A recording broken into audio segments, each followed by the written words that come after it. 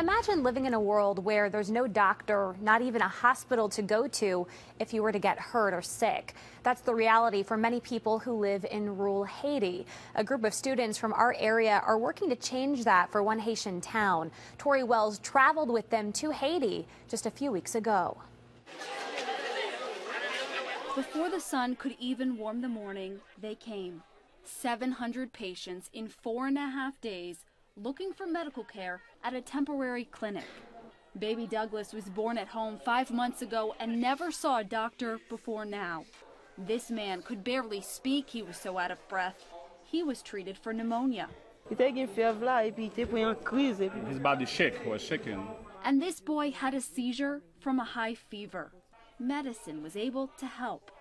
A doctor, nurses, and medical students from the University of Buffalo set up this clinic in classrooms, working to tackle what's missing in this rural Haitian town. We don't have in the hospital. No hospital, no clinic.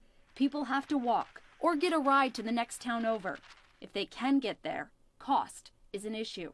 The affairs in hospital is very hard because even if you don't have money, you go, they don't take care of you. They won't go until they are very sick.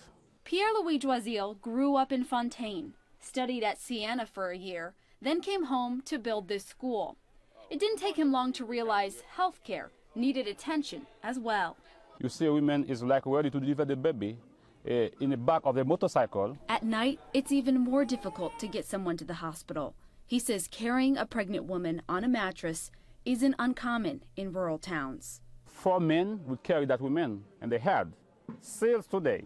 In the future, Pierre-Louis hopes to provide better transportation and see a permanent clinic here. But that takes time, money, and training.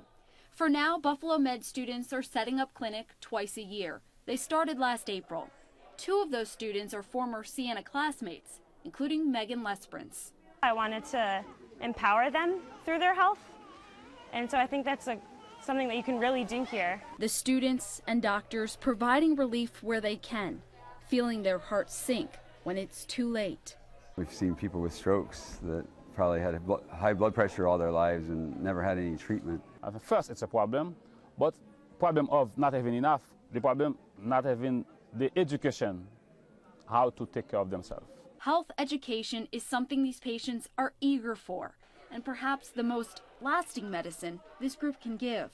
An effort not just to make people feel better now, but teach them how to stay healthy. It's quite humbling. It's never made much sense to me to work where I'm not needed, so it's just really neat to be able to practice medicine in a place where there's such a great need. Just talking to them and knowing that they had somebody who cared about them and that came here and spent time to talk to them and look them in the eyes and hold their hands and listen to their struggles, that was medicine in itself. I think that can last a lot longer than 7 days.